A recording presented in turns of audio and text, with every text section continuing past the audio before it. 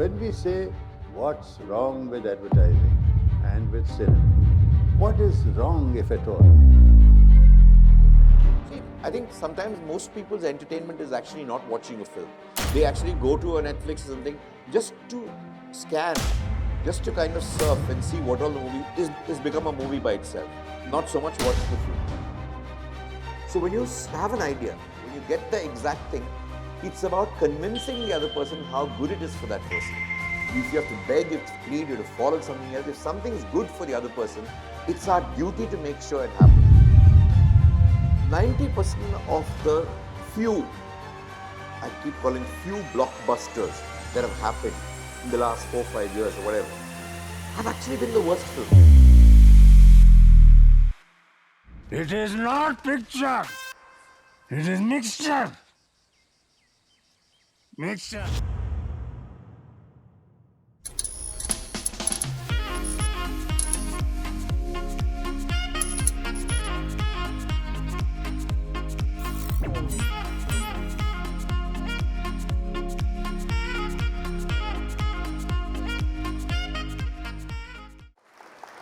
सबसे पहले मैं ये आपसे पूछना चाह रहा हूँ बाल्की जी कि there is a story somewhere that you began your advertising career by mistake and you went into an office thinking it was a film office, it was an advertising office, or was it the other way around? What was the story? Actually, what it was, like at the end of every episode of Bunyad, there used to be this logo which used to come with those hands, right? Yeah. And suddenly I saw the same logo in an ad in the newspaper when I was wasting my time in college and in my computer application. I was not interested. I was just going on. I was actually, starting to enjoy it. Suddenly I saw this ad and I saw the same logo and I said, hey, that was done by Ramesh Sippy, so this must be an ad done by Ramesh Sippy. Oh. So it's asking me in 100 words the person you are. So I had no clue, so I just wrote it. Ramesh Sippy is asking me who I am. So I went into this office and they said it was an advertising agency. I didn't know what advertising was. Then I said, I've come here to meet Ramesh Sippy. Oh, so that there is some truth in that. Some truth in that, but the thing was, when the issue really was, they said, yeah, we'll take you to meet Ramesh Sippy, but just come with us. It was the beginning of, it was like we were guinea pigs for Mudra having the idea of Mica. Mica never had started a few years after. We were the first advertising people who were ever trained. Were supposed to have ever trained, but we just spent 6 months in Ahmedabad. And having said that, I got addicted to advertising, though I always wanted to make only films. It took me 14 years to meet Ramesh Sippy. and actually, if there's one person responsible for me being in advertising, it's Ramesh Sippy. And you never made a feature film with Ramesh Sippy anyway. I never have. I've never have. Just was a fan of his. Say that this ambition that you had of making films must have come from somewhere. And is it just because cinema seemed to be so romantic and you wanted to be part of that? And so you wanted to make a film? And did your parents think it was a great idea? To answer that question, actually, till I was about, say, 12, I wasn't really interested in cinema.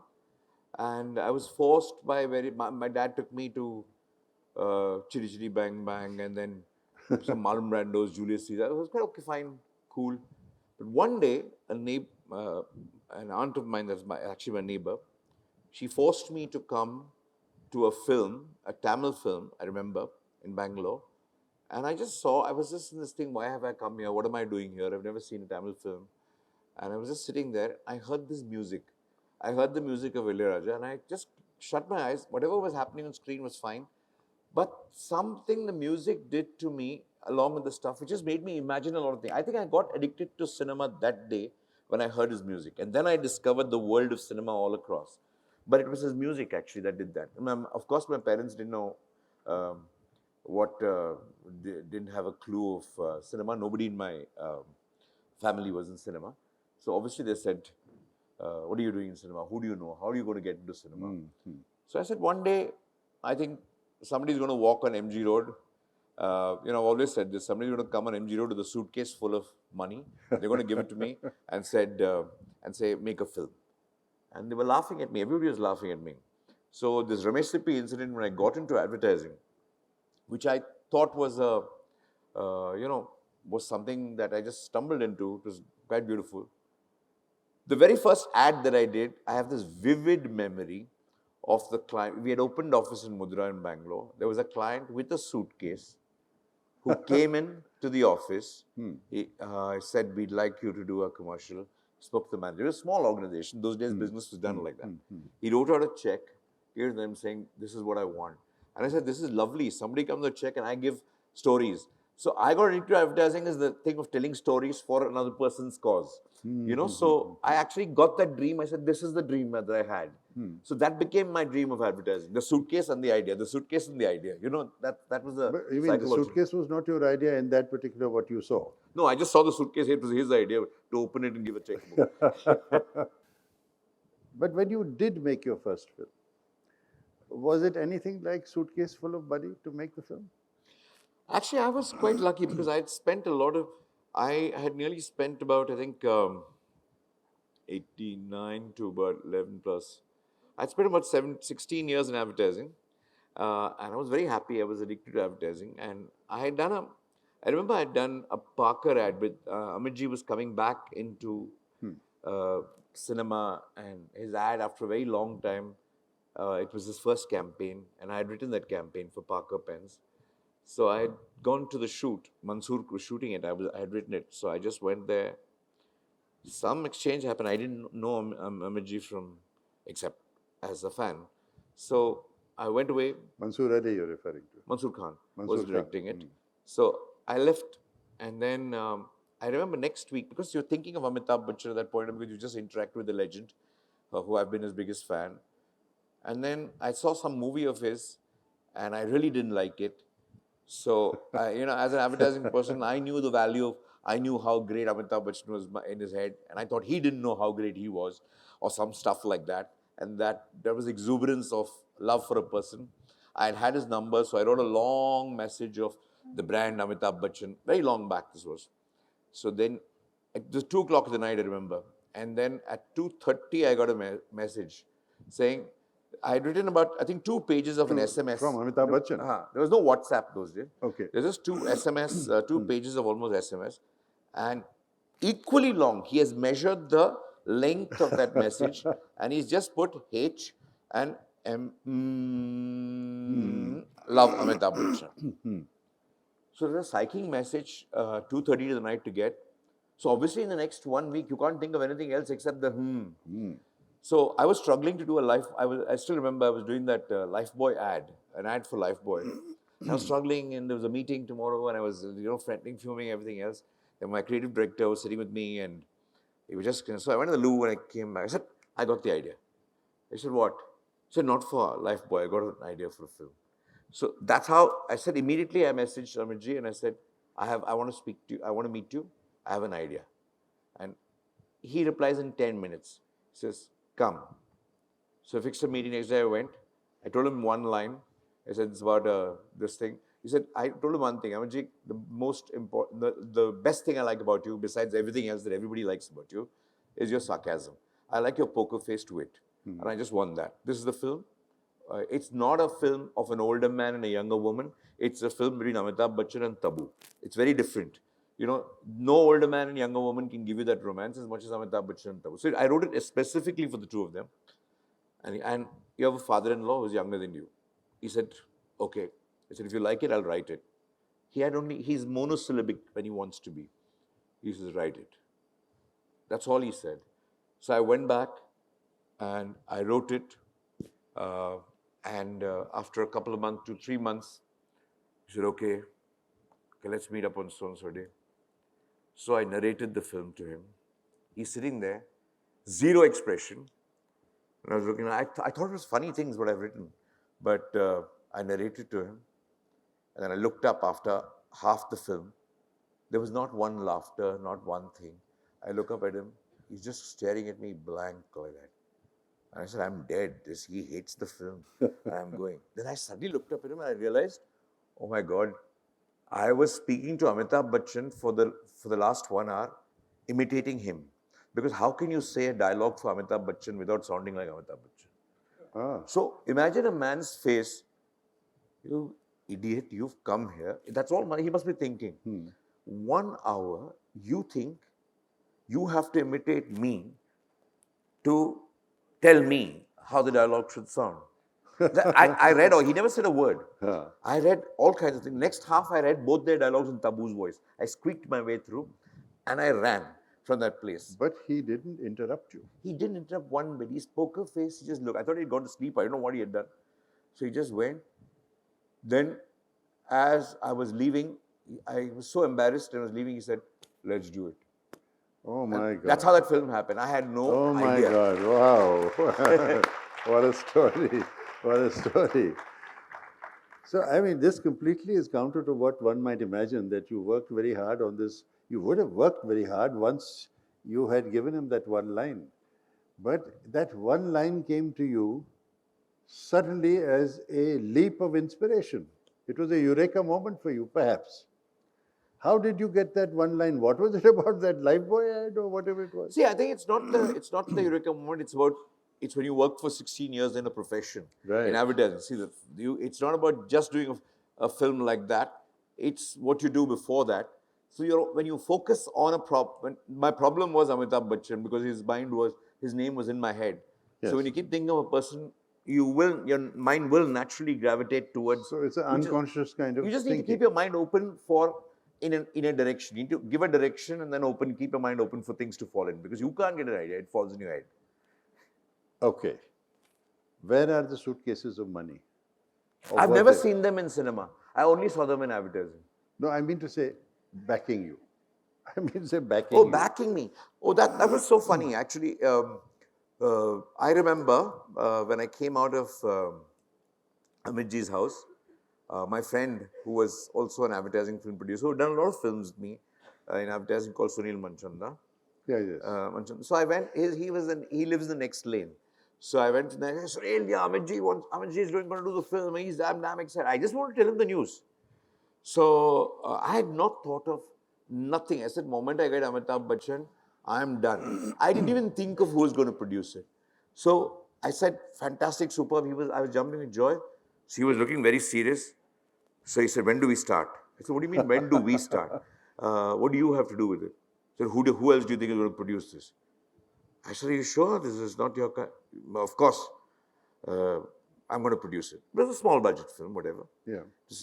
So I remember, and I never knew it, because I thought he's my advertising producer, he'll do anything for it and all. But I didn't understand the economics of cinema.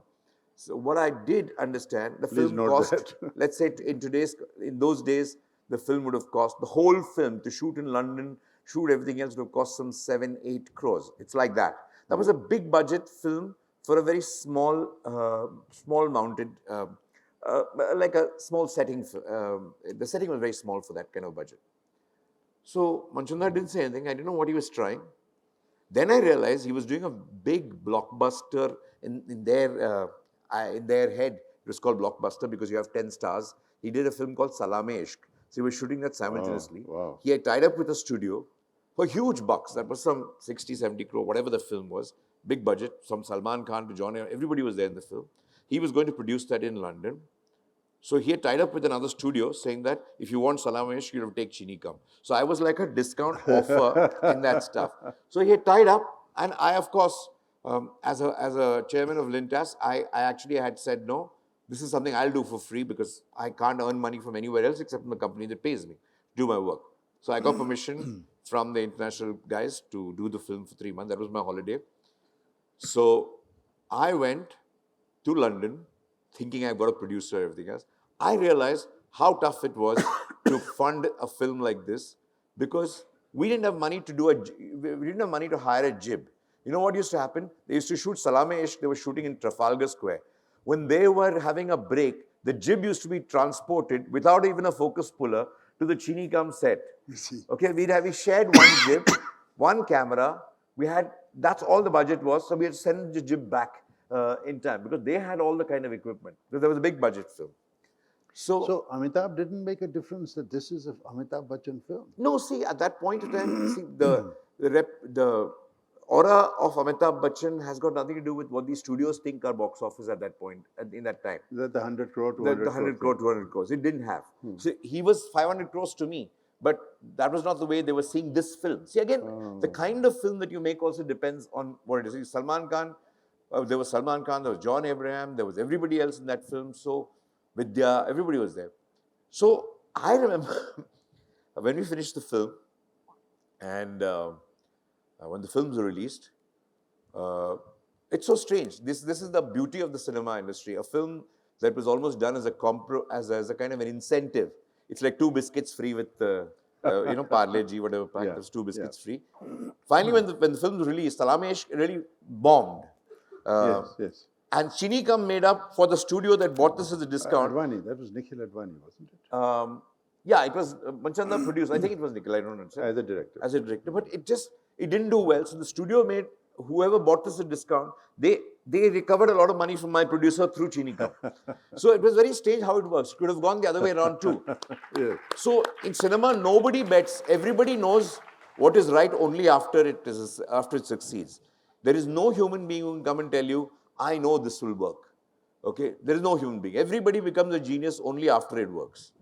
Nobody knows it before. But Amitabh supported you before it was. Amitabh is very simple.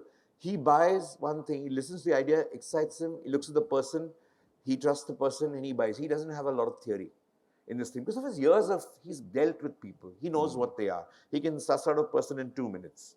Right. What the person is. But the world of cinema is not like that. I'm very glad I had Manchanda, my friend, Yes. who despite all this discount was willing to produce it, and I had Amitabh Bachchan. In fact, at one point of time, for a very long time in the film industry, I knew only 2 people, Amitabh Bachchan and Tabu. I didn't know anybody else in the industry because I was and Amitabh, Abhishek, Tabu, and possibly Paresh Rawal, whoever was in the cast. Okay. So I never felt the need to kind of even know other people in the industry. For a very long time, I didn't know anybody. All the networking that goes on, and nothing like that. Nothing. So through advertising, I've met all the people, of course, when they were doing, but not through cinema. But you had a successful relationship after that with Amitabh. Yeah, it more than successful. I feel maybe the wrong word to use. No, I feel successful. I mean, I don't think anybody can give him the success that he already has. But it was a very for you it was a huge relationship. No, it was not even a successful relationship. It was more like I had the opportunity to kind of work with somebody I was a fan of. In fact, for me, it was working with Amitabh Bachchan and Ilayaraja, who actually gave me the dream of cinema. To do work with both of them in my first film, it's like I don't think any more people have the luck that I did. I went to Ilayaraja the same way, like I went to Amitabh Bachchan. I was a fan. Tell us that story. I went into the studio in Prasad.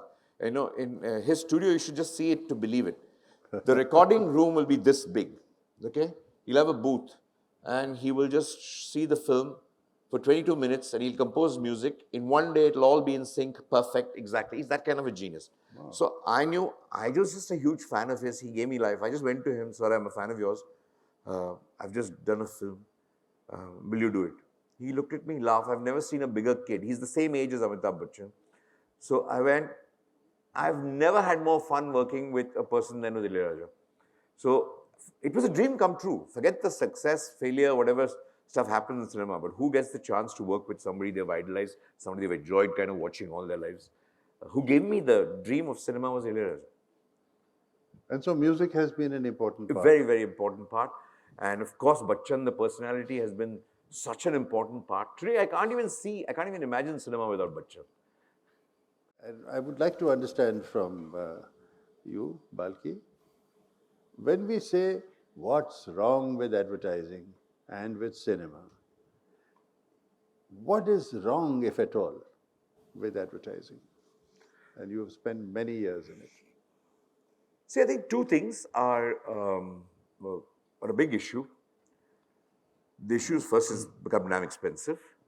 Second thing is, I think the struggle is to get people to see your ad more than what the ad is. I think a lot of people don't even notice the advertising unless it's on cricket. Right. I think in digital most of it gets lost a lot of ways. People have numbers, but it's really not having the same effectiveness as it is when you're watching cricket even digitally. Cricket has almost become the medium equal to advertising. It's almost become synonymous with that. Okay. That's one. Second thing I think is it's also, nothing has changed as much as the resilience of people. I believe it's always difficult when a client comes to you. Suppose you have a scooter or you have a soap or you have something. You want people to do an ad for that stuff. He's trusting his entire life, his whole life. He has worked behind that particular product. He comes to a stranger and says, please communicate my product or please make my product very attractive to a person who's going to buy it. So he's trusting you with it.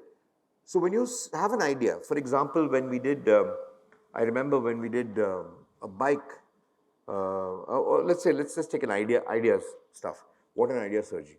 You have a cell phone company. You think you're going to change technology. Your technology is the most superior thing. I know it's Aditya Birla. I know it's all that stuff. So when I had this first, when I presented the first campaign of What an Idea, Sergi, with Abhishek Bachchan and all the numbers stuff, they almost threw me out of the office. They said, I mean, we have such a serious product. You're talking of caste war. You're saying a number can kind of change. What are you talking about? I tried to convince them, saying how idea is to take on this position. In all the strategic language of advertising, I tried to convince them how you have to behave as like a very big brand. You have to break the clutter in Vodafone, which is doing all kinds of stuff at that point, very good stuff at that point in time. So they didn't listen to me. They said, just please think of another idea. I went back to them after another month and I told them exactly the same thing. I said, this is the story. I said, I have a story. I always used to start like that. And they'll all be waiting for the next story to come. I'll say the same story. And this happened 3, 4 times, 5 times, till the person got fed up and said, can't you ever think of another idea? I said, no, I can, but I don't want to. Only because it's going to be bad for you. When you get the exact thing, it's about convincing the other person how good it is for that person. If you have to beg, you have to plead, you have to follow something else. If something's good for the other person, it's our duty to make sure it happens rather than, saying it's his money or her money, and if they don't want to spend it, if they can't see sense, let's give it off. I mean, we are in business anyway. Finally, they're paying us. They get what they deserve. The moment you have that mentality, advertising is a very tough business. It becomes a very unsatisfying business. So you just do whatever you have to kind of do, and clients also start having decreasing respect for advertising. So that game, if you lose that game, because I always tell people when they tell me, my product grew by 60%, our market share has increased by 10%. I said, how? And if they show your advertising, I said, it couldn't have gone up because of this. Nobody would have even seen this. So tell me what has gone. Then they'll say it's some price came down. They had an offer which was very attractive. They had something else attractive. I just believe sometimes products kind of grow despite advertising, so you can't take the credit for that. I think the pride for advertising people is, what is in it for me? How have I contributed that stuff? So if you lose that pride in advertising, it's gone. I think more and more the pressure of the business and the kind of competition that there is and this hunger to just do business anyway is kind of really killing the resilience, because it is a very tough business in terms of convincing another person of an idea, which is very important to them. And they think you're a floozy, you're just coming and telling a story. I remember till today when I did Havells, the ad, which is saying wire that doesn't catch fire. Yeah, it's an interesting ad. I didn't know you did. And Gauri had shot that ad. I had written the script. Gauri, his wife, Gauri Shinde, very, very talented filmmaker. I did an ad because my mother used to make chapatis for my dad. And in Bangalore, he was the only guy who used to eat chapatis. And she never had a tong. She used to do it with her hand. And we always used to get, but I used to hate my dad for making her make chapatis every day. Because she doesn't have, I didn't understand that point of time. I never used to like chapatis, so I said, forget it. And I said, my mom, don't make it for him. And she used to laugh, and she said, but I was worried about her hand. I remember this kind of case when she said, wire that doesn't catch fire. I said, let me make a tong. For my mom's sake, I'll just do this tong kind of thing, and we'll make it to the wire. If it doesn't catch fire, then we can do that stuff.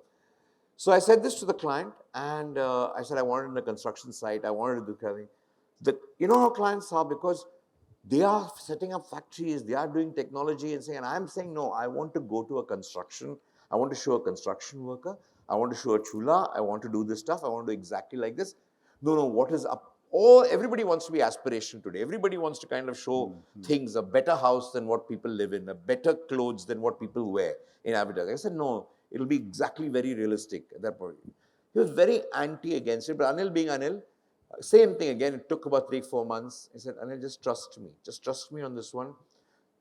This is the first ad that will make people cry and will want to kind of think. They will get the point only if they cry. Otherwise, it will not happen. So he said, Balki, I don't know what you're saying, but you're saying this fourth time in 4 months. So let me do this. So I did the ad, and Gauri directed it. And there was, I think, sometimes, ads, we tend to think a lot as clients and agencies. I really pride myself on having thought of that stuff, and I pride the client on actually having allowed me to do it. But when Gauri added that one, she was in that look, and it was a 30-second. He said, I don't have any money more than the 30-second. Don't give me 3 minutes and 2 minutes and all that. So I said, I will never give you longer films. So he did that, and Gauri added one expression of the mother just looking at the child when the child was eating that, and she wanted that reaction, but the reaction was going above it was taking it beyond the duration. So, so the temptation was to cut those things in advertising. So I did a very, funny thing. I said, I cannot cut that. It's the most beautiful thing. And once I showed the client, without that, it's very difficult to say, I need 5 seconds extra for that. So I actually cut off a bit of the script that I had written before. I said, cut it off. That is not necessary. But let's keep this. Sometimes a look can make an ad. Not the idea, not a conviction, just the look of a person which is so unique, that expression, that made an ad. So when I showed to the client, he had forgotten what I told him in the beginning. He didn't even miss that. He said, what a look that is. What a look that is. So everybody was on that particular look, and they cried that. So I think in advertising is all about just figuring out what is the one thing that works and fighting with your life for it. I think So it's conviction. it is absolute conviction and resilience to push through that conviction. And resilience, which you say. And here also, are we not speaking about that the foremost factor for you to differentiate a product is perhaps not just the product, but is the human factor? Absolutely. I mean, most products are not differentiated. See, unless you have a new product, like if you have Swiggy and Zomato, they were new at that point in time when they came, it automatically became successes. Swiggy is a great example, one of the few examples of advertising having really built a brand in the last 10 years. Okay. There are few examples, not many examples. There hasn't been a great any of the consumer durables, nothing has happened. This was one of those things. But otherwise, I think most products have very little differentiation. And I'll give you a very small example of the difference when you talk of. In Surf Excel, I remember Unilever. Hindustan Lever is one of the most so-called advertising savvy people you expect everybody to know. And they behave like that also. They behave very well and superbly. And I remember this conversation very clearly. I just came to Bombay to head creative for Lintas, and the first meeting I had was Unilever. And the brief they gave me for Surf Excel was actually Surf Excel removes 16 out of 20 stains. This is the brief. Okay. Why? Because Ariel had said it removes 14 out of 20 stains. And they said we have improved the technology, and now we are sure Surf Excel removes 16 out of 20 stains. And there was this big a cloth in my room where there are some various stains out there, which is haldi, which is blood, which is ink, something. So Surf Excel can remove the thing. So there were last three. I said, these three look like the first three. What are these? I said, no, this is dried blood, this is dried something else, dried haldi. So there were all that kind of stuff. I was laughing. I said, how do I tell which of the four it does not remove? 16 out of 20, as if people have 20 stains, embossed in their heads and saying, these are the 20. Have they been dreaming all their lives of removing these 20 stains? Nobody's dreamt of that, right? Yes. So I was looking at it, just to know what to do. So I went to the Unilever guys. The first I remember, I said, what do you want to say? He said, Balki, what? You don't understand. This is this thing. Surf X, he told me of the molecules of the washing powder. I said, if you really think people are interested in the molecules, no, it gives them confidence that the powder is really working. I said, okay, I buy that. Let me think. What are you basically saying? You're basically saying that you don't have to worry if you get stained with Surf Excel, right? He said, yeah. Then say that, na? Why are you doing 16 over here? Say that whatever the stain, Surf Excel hai na? Say that. So it's a very strange thing. He said, yeah, it's confidence. That shows confidence. I said, yeah, it shows confidence.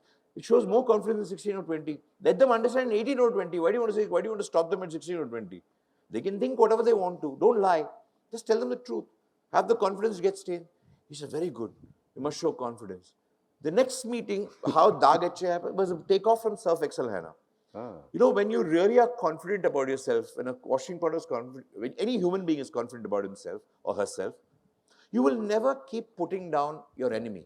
You will actually praise your enemy. If I'm Virat Kohli and my competition is, let's say, Steve Smith or Babar Azam or whoever, you won't be putting down Babar Azam. You're going to be putting down somebody. You'll say, he's a damn good batsman. He's a superb batsman. Come on, this is what. So what is Surf Excel's competitor? It is dirt. It's not aerial. It's dirt is its enemy. Okay? So if I really am confident about handling my enemy, I'll say, hey, you're damn good, your enemy. Please, I'll tell you, you must get stain. Because I'm always confident I'll remove the stain. You play with the stains. So here is a washing pot. I said, if you really want confidence, you must celebrate your enemy. That's how Daag Achhe Hain happened. I think, everything is human. And it's also, I think, getting what very critical is converting information into insight. तो Hindustan liver के पास पूरी information थी. They have information. Insight आपने सोच के उसमें फिर लाई, because you asked them a very simple question, which of course sounds simple, but it brought many years of your thought and experience into it. कि करना क्या है, कि आप चाहते क्या हैं? How do you convince people about the Daag? And that's how you came to that particular story. So I don't know there's a formula which you would be able to refer to. I think the formula is to kind of listen very carefully to people. Absolutely. See, I always listen to people because in one nugget will come from somewhere, somebody, where it spins off many ideas in your head. But it's very important to listen and not try and impress the person the moment you listen, that you know everything. Yeah. Your listening is the information that he has. Okay, now, how do I look at his problem? Because that person, he or she is hiring you for your ability, not to kind of echo their ability. So you have to really carefully listen first and then give your perspective on how you look at the problem. It's always nice to know less before you start listening to a person. You don't come fully prepared and listen to a person saying, I know everything. Oh, I've read this about you. It's a very, very valuable lesson. And I would add to that, you listen and you should have the humility to ask. and when you understand, only then you act or you can give a suggestion. So that listening, and perhaps Balki, you must have had this experience, when you have a conversation with somebody at a party, at a dinner or otherwise, etc., and you don't say a word, but you listen intently, but you ask some questions related to what that person is talking. At the end of that conversation, in which 90% of the talking has been done by the other person, he says, what a wonderful conversationalist you are, he would tell you. Yeah. Because you have listened to the person. And so this listening, now in an iconic advertising campaign, you see, you're listening and finding, and you're lucky that you have been able to get past people's resistance or closeted thinking. And these are some of the examples which I have been coming in the net, etc. But is there another example of an advertising campaign that you're proud of, that you would say people haven't talked about this? Or is it the Hamara Bajaj, or are these the Jagore, and these are the ones?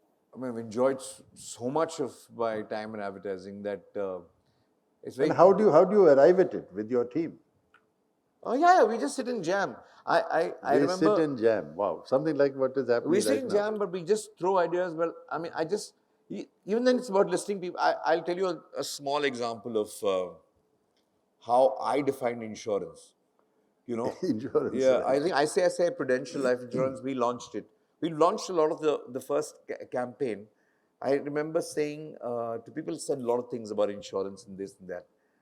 I said in the Indian context, the Indian cultural context, you want to appeal to a lot of people who are, who want to safeguard their family, who you want to take care of your family in this thing. Okay, fine. So why do you always think of insurance as death? Why can't you think of it as security when you're living? Why are you thinking of it as death? So what do you mean? This is the insurance head. Today it's all kind of common. This is about when insurance happened. I said, think of insurance as your sindoor. Okay, think of insurance as your sindoor. Why do you put sindoor in the stuff? It's a symbol, that I'm there for you. We are there for each other. What's the actual definition of sindoor? But why can't that be the symbolism of insurance? Wow. And that's all that happened. I just told them that. So I think these are lovely things that you discover when you're saying it also. You don't know how you're saying it, but you're just listening very, very closely to them. And I'll give you another very clear example of tomato ketchup. You know, Kisan tomato ketchup which Unilever was handling. It's very funny. There was a British guy who was the marketing head of Kisan tomato ketchup. Now, he's come from the UK and he's got all the examples of Heinz and all those kind of classic competitors there. He's come with lots of theories on tomatoes and how they are processed to make a ketchup. It's a ketchup. So it's a thick ketchup, thicker than Heinz. Always they want to say thicker than somebody, better than somebody. So I said, I don't know what to do. I remember it was in Bangalore, Unilever was in Bangalore. So I was going on my bike to the Unilever office. I didn't know what to do. And I just had this image of, if I was just waiting for that bottle to kind of just drip in that thing, God, what did I say? Aja yaar, aja, jaldi aja, jaldi aja.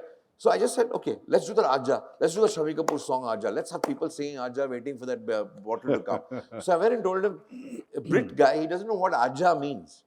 So I went and told him, Andrew, I got the idea. This is Aja. He said, what do you mean? He looked at me, he's not kind of cracking a lewd joke or something. I said, no, it's a very serious thing. It's just a group of people singing Aja. That's how Aja happened. Because sometimes in the frivolity and the simplicity of things, lies is where advertising's truth lies. To make a lot of seriousness sound extremely frivolous, simple, stupid laughter, because that's how people look at advertising. They identify People are not looking at a toothpaste something as if it's going to cure everything in their lives. It's a chore, it's the thing. If they do, give it make the product feel like how they feel about the product. The bubble. The bubble. Just that. That's all there is. So if you take all of the client's issues and express it in the way people want to hear it, you are the person. I mean, people have always asked me, do you really understand people? Do you attend a lot of research? Do you know the insights of people? I always tell people, I don't know a single person in the world. If I don't know myself, it's taken me so many years, I still don't even know 10% about myself. How do I know any other human being? So the best thing is you write for yourself, assuming you're normal. You've had a mother, you've had a sister, you've had a neighbor, you've had a friend, you've had everything else. To the best of your knowledge, that's all you. They're all you.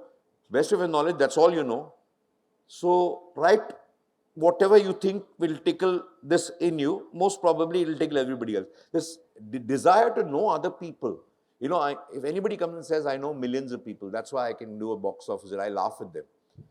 I mean, you're just lucky that what you like, a lot of people like. You know, that's hit film is only one thing. I had an idea, 1,000 people liked the idea. Flop film is only one thing. I had an idea, nobody else liked the idea. That's the only difference between hit and flop. Right. Look at that. So then you made a transition to cinema. I actually even want to ask you that as chairman of Low Lintas, when it's such a huge task. So were you also involved with the administration of the organization, or it was only the creative side that you were involved? No, it's both. See, what I did was, I made only one. What I did was, I never take a holiday during the year. I spent in Chinikam. I remember I took 3 months off, and that was my holiday for 3 years to do the film. And then when I did Pa, these are only 2 films I did when I was a chairman. In Pa, again, I split my holidays into lots of kind of things, and I made it up like that. I never took off from advertising to do a film. I was in advertising, I was doing my meetings in the vans, I was doing those kind of things, I was doing both, completely. Yes, I was both. And there were, of course, I had a CEO, I had something else to do that. Okay. The admin stuff, but the buck still stops with me. Clients still look to you to kind of say, right. You know, you're answerable to them still. So that responsibility I never Right, had right. So till I you're- actually yeah. decided that enough was enough. But I enjoyed doing both. I remember having meetings with Idea. I think in my vanity van as a shooting part. It was great fun when you're doing a PPM of a film. It's quite lovely. But the transition, I never made a transition. PPM, by the way, pre-production Like the meeting. clients want to know how you're going to shoot the if you film. already That's know. what you're going to tell them. That's called a PPM, pre-production meeting.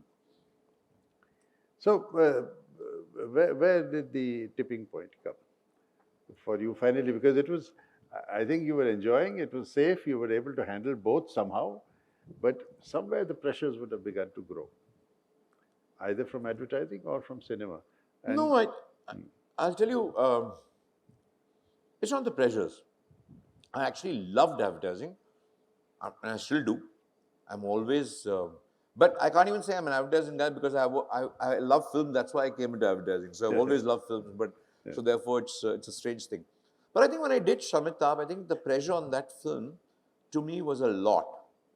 And I think when that film didn't do well, because that was the first film of mine where first time when you face failure, and you have, and I'd already put before that film, I'd actually put all people in place, succession. It took me 3 years to plan succession because when you're very close to clients, you have to introduce various people to a client, make them kind of familiar, make them earn the trust of clients. That took time, but I was well prepared to say, I need to kind of do something else, move on. But when Shamitabh happened, I was very clear, no, I need to fix this. I need to kind of fight back and I need to kind of do this stuff. That point in time, I couldn't fight back. I couldn't fight on two fronts. I had to fight on one. And fortunately for me, I had planned that kind of transition already. Okay. So maybe I would have done the same thing regardless of failure or success. But it gave me a lot of energy, strength of focus at that point because I couldn't do the play thing. I was getting away. When it worked, it worked. When it didn't work, I had to focus. So at that point, so I'd made a conscious effort. But I've never been away from advertising in my head ever. So here you would say, ironically, failure actually contributed to now your success in cinema. I don't know. I think failure I mean, made me kind of realize that maybe a little, I think, wiser. I was just playing around. Maybe it was not the right thing, but I just did it because maybe I was stressed at that point of time and I couldn't do it. And actually, the fundamental reason why I did it was I already put things in place. So if I had to carry on a transition, I'd rather leave something when I love it than wait till I hate it to leave it. I left advertising when I really loved it, not when I hated it even for a day. But so therefore, I don't regret it. So I can love it till today. So the question is, what is the difference? And if this is a foolish question, forgive me, but is there a difference in making an advertising film, apart from the obvious, and a feature film? See, I always say I wish feature film just take a long time. Between the script and the time you come, it's 1.5 years. And the challenge of a feature film is to be as interested in your idea at the end of it as you were when you began it. Yes. You know, to have the same passion for the idea. That's the challenge for a feature film. But I always get inspired by, when I think of feature film, by remembering idea. Every idea commercial used to take 1 year. So I used to say, okay, fine, I have to tell the next saga.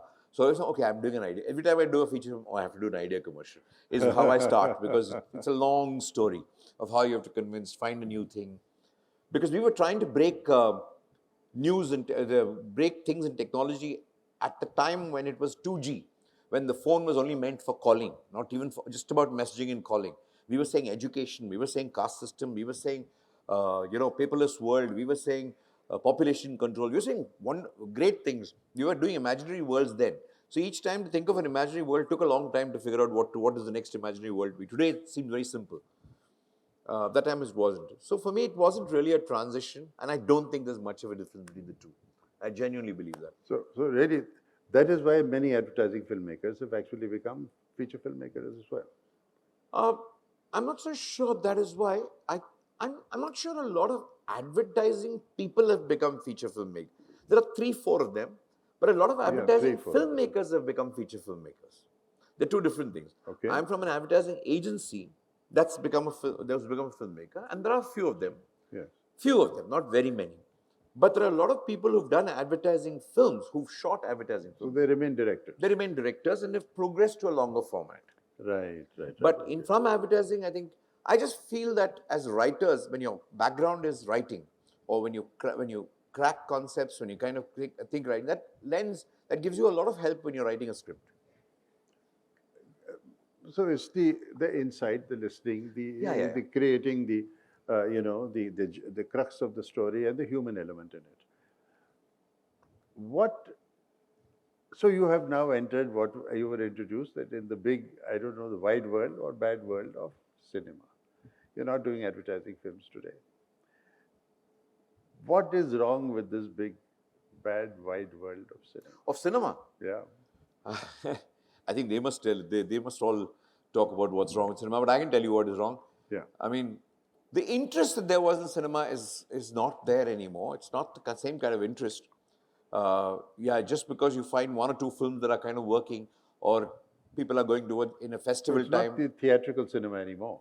It's not just theatrical cinema. It's just too much of content, and people have so much more other content to kind of devour. And also, a lot of cinema is crap. I mean, all of us are producing a lot of crap. So I think that's one. But crap has always existed. But people used to be a lot more interested in the crap than they are now. They don't have time for the crap at all. It's not that we are suddenly doing crap and we're all golden all along. No, there was a lot of crap. The percentage is more or less the same. Actually, the percentage has come down a lot because we're producing a lot more films now. And there's so much to watch. See, I think sometimes most people's entertainment is actually not watching a film. They actually go to a Netflix or something just to scan, just to kind of surf and see what all the movie is become a movie by itself.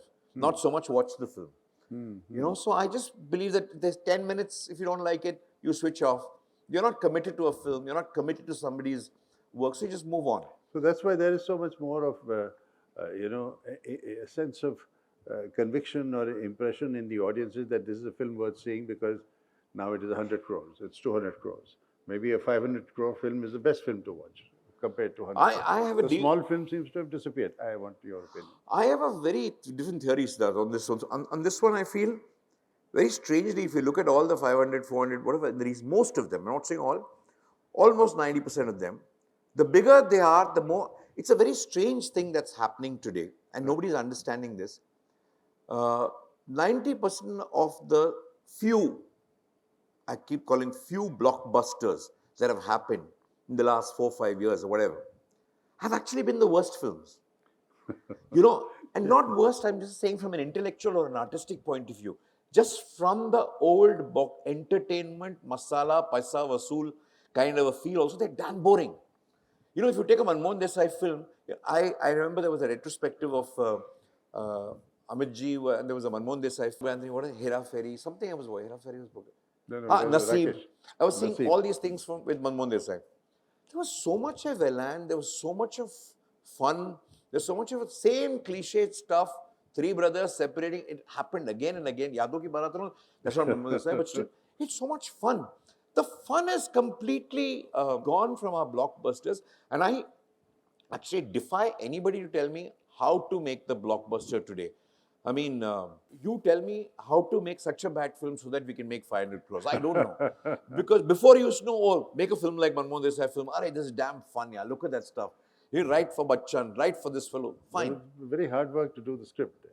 Yeah, this is a thriller. There's a lot of action involved. There's a lot of action, but there was a lot of action before, but there's no fun. You know, there's no fun in the film. You know, you're just waiting for one scene or somebody, everybody is walking at 90 frames per second. Everybody is kind of, you know, walking in slow motion. I think slow motion has become a kind of a trip for cinema rather than anything else. Where is the fun hidden, Balki? The fun's just gone. I think people are too, it's become like a project. There is economics associated with that stuff. They want to recover this. They're putting this money. They're pumping the marketing out of it. It's marketing basically. It's marketing. It's just driving people towards believing something is good. By the time people believe it's bad, the film has made its money. And also, I think sometimes people don't want to believe it's bad. People don't want to go to a film and curse it. They want to find one or two good things to like about the movie. And if they like one, two good things about the star, they'll say, "Acha, time pass hai." Because you will never pay $500 and curse yourself. You will want to say, "I was not that foolish. Oh, it was fun. It was a little bit fun." How did you choose your subjects? Because let's look at a film like Padman. Now, what brought you to the subject of sanitary pads? And you think that you could make a feature film that would be entertaining? No, it's very strange. Actually, once Akshay had called me, his wife Twinkle had met this Muruganandam, who was this thing. And I said, "Yeah, I know about Muruganandam." So Akshay said, "I want to make a film on this guy's life." I said, "I don't like to make biopics and all that. I mean, it's like very boring. I don't want to do it." So he said, "No, just think about it." No. So I said, "Let me meet Muruganandam. If I feel like writing, if I feel something's fantastic, then I wrote it." So I went to Coimbatore and I met Muruganandam. Then I looked at this man. He was himself an idea. You don't need an idea for an idea. He was a fantastic guy. He was working in his workshop. He was wearing a white shirt. There was a machine and everything else. I didn't even understand what he was doing. So it was all full of grease. And I spoke to him about his life and everything else. And I said, I have to catch a flight now. Sir, I call him Muruga, sir, let me go now. He said, Balki, if you don't mind, in his broken English, he'll say, you'll drop me to that one college, PSG College Tech, something he was doing a lecture. He said, yes, sure. So, do you want to go home and change your shirt and everything? It's all black, full of grease and everything. He said, no, I'll come like this only. Like a worker, factory worker, is going to give a talk like this on a stage, whole order. I said, you sure you don't want to? He said, no, Balki, why should you change my shirt? Why am I going to give, what is the point in talking? How will people believe I'm working? If I have a clean shirt, people will think I'm sitting in an AC room and work. No, my whole lecture is about getting your hands dirty. So I'm already dirty. So I have to show dirty to this kind. It's very simple. If I'm going to talk of labor, I have to show labor. Why am I wearing clean shirt to go to labor? Look at the basic nature of his thinking. This is communication. It's communication. He just went to the dirty shirt to do that. I loved so many little things about him. I said, this guy is an idea. And then I told me, I said, why am I doing this film? The reason why I did this film was, where would I get a chance with a mainstream actor on my side with actually a sanitary napkin? I'm doing a mainstream fun film on a sanitary napkin. This is the first film that was planned for sanitary napkin. And a mainstream, you would never get a chance. I can do a film with a hero. I can do a film with, maybe one day I could even do a film with whether Brad Pitt or DiCaprio, but I'll never be able to do a film with a sanitary pad. And that was my reason. I said, it's a damn interesting thing. And just needs to make it, you just need to make it. I didn't do it with the social purpose of, the cause for this. I don't believe in causes. I never do film for causes. I do film for entertainment. Entertainment is always not about jumping and dancing. Engagement. As long as you make people's 2 hours interesting, it's worth it. And I used the sanitary pad to make people interesting, and they found various ways in which they were interested in it. You are making a film today, or you're not making a film? I am. Can you tell us what are the ups and downs of that, or what are the interesting angles to that, and are you able to reveal what the film is about? It's so funny. Today the tools are all there for anybody can make a film. The knowledge is all there. You have enough knowledge for you to not even go to film school and want to kind of make a film. You can keep shooting with your phone and you have all the experience in the world. But it's never been tougher to make a film than what it is right now. Because the economics of film have gone for a toss. And I think it's across the world. It's not India. Because just it's no longer the only avenue of entertainment. You guys, all you young people, most of you on the phone, it's like every 10 seconds you're watching something new. Cinema is no longer what it was for us as it is for you guys. For you guys, it's not the same thing. For us, our only entertainment was, I go to the theatre. Every Friday, what would come? Okay, then it became Friday, what's coming at home? Netflix, Amazon. Today, it's not even that. It's just that what's happening this second, what's happening next second. So we're competing with a lot of other things. So the economics of cinema, including the platforms, everybody, for somebody to invest in that stuff is getting more and more and more difficult. So it's very important to be economically really creative about how you make a film today, with whatever stars you have. Yeah, except for 3-4 stars. I know everybody is not going to get them. But if you want to make let's say, today, if you want to make a film like what Hrishikesh Mukherjee made, or if you want to make a film like what Sai Paranjpe made, it's damn tough. It's a very difficult proposition today because a lot of people are going to say, people are going to think it's watch it at home. It's a TV serial kind of thing. It's not a 200 crore project. Yeah. And I think I think, what has happened is because the business has become the primary thing, it's so much driven by people who have never produced content, produced a piece of creative on their own. That's why they use the word content. Content is a word discovered by people who have never created one. Okay, it's a lovely business term for creative, for a film or a series. It's a business of content. So we are in the business of content. How can you be in the business of content? It takes about 4 years to create one piece of what they call content. So they've just made commoditized creativity, saying that, you're in the business of content. So that the people who don't produce content feel very good about themselves. Is why that word was created. So I always believe that. So I think it's become a business like that. I think it'll find its way. It's just going through we are seeing evolution. We're seeing too many changes right now. A lot of fluctuations. It'll settle down. It'll settle down and get its proper place. It's never going to be what cinema was before. But it's never going to be this bad too. It's going to just get settled down somewhere in between. But we still don't know what film you're making, Balki. Um, As much as you can tell us. the fun. It's going to be a fun film. It's a fun film. It's actually. I'm just making a song and dance film. Oh. It hasn't been done for a long time. A song and dance film. Yes. In recent times, and you watch a lot of cinema, I know, what would be perhaps the most outstanding cinematic work that you have seen in recent times, which you would recommend that people should see? Oh, of course, you all must have seen Fahad Fazil's Avesham. The film must have come. Many people have seen it. It's one of the most outstanding pieces of film. Right. It's very entertaining, very great fun. If you want to watch Disclaimer on Apple, also is lovely. It's very, very good. Alfonso Cuarón. Then there's this film. There is a Tamil film. It's called May Aragan. It's beautiful because it's based on such a simple thought. You know, suppose I come to him and say, hi Siddharth, hi. What, you're such a long time. Remember the days we were discussing, how can you forget me? And at that point in time, if Siddharth is actually bad with name, he can't place me. Okay? Just imagine if he doesn't know my name. How embarrassed it will be for him it's almost like him kicking me in the stomach when I've shown him so much love and I'm reminding him how close we are, but he's forgotten my name. The whole film is based on that. The dilemma of a person who doesn't know the name of the person who's showing him so much love. Wow. And look, I will say this and share it with you. There are some people who embarrass you deliberately. Do you remember my name? Arey yaar, I don't remember your name, for God's sake. What to do now? So it's very, very, but you have to tell me my name.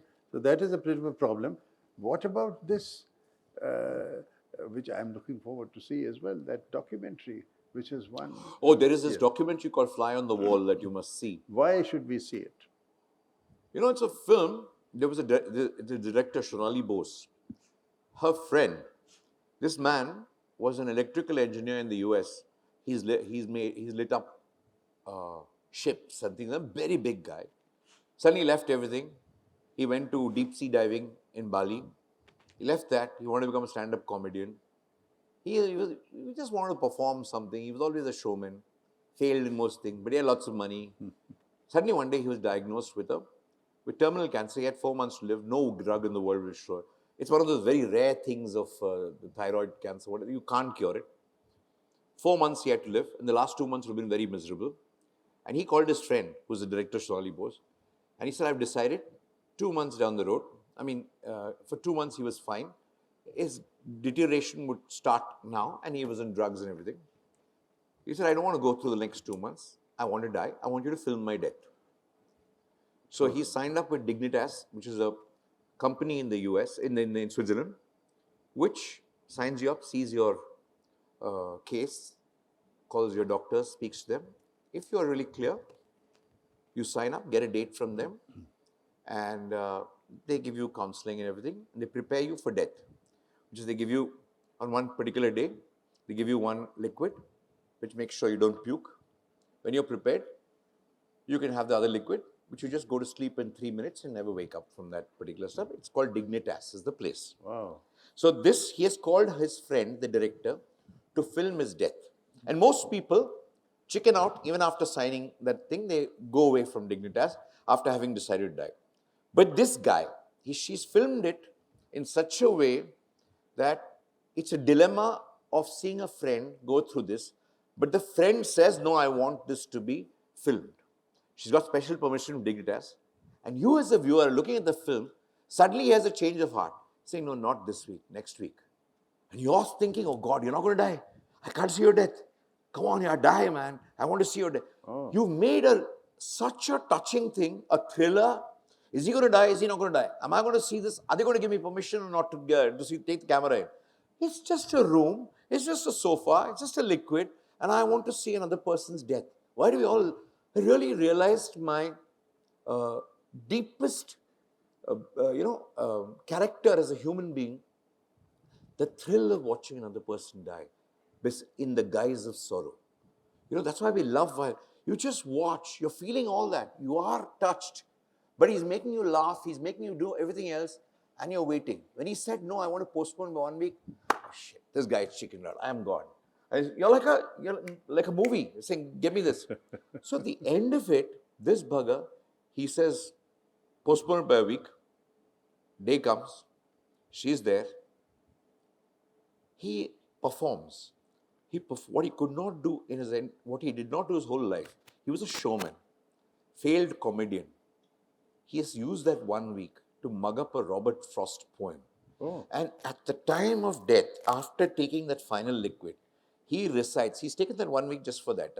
Like a champion, he sits, narrates Robert Frost after having that stuff, and he just goes to sleep. What most people say, I'll give my life for this role. He actually gave his life to perform. He became a performer in death. You must see this film to believe. It's one of the greatest experiences I've had. There will be, I think it will be released sometime. Wherever it is, just see it. You will never have an experience like that on cinema ever. No Shah Rukh Khan, no Amitabh Bachchan, no Robert De Niro, no DiCaprio, no Brad Pitt will give you, no Tom Cruise will give you this experience. Oh my goodness me. I mean, then this is the truism of, this is really brings to life, ironically, the fact that when you read about death or a murder and you see it in a film or in an article, it doesn't affect you much because you are at one removed from it.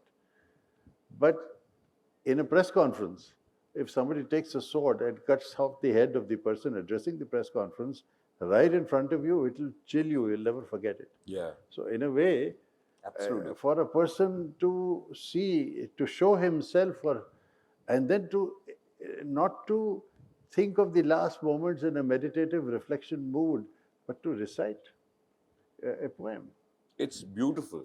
And that medicine allowed him to recite the poem. Yeah, 3 minutes it takes, na? So in the 3 minutes, he narrated a poem for 3 minutes. And he closed his eyes. Oh, wow. Oh, wow. Wow. That's a remarkable climax to this particular story.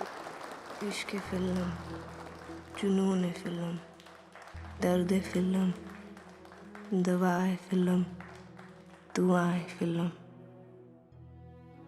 सलाम film, सलाम film, सलाम film.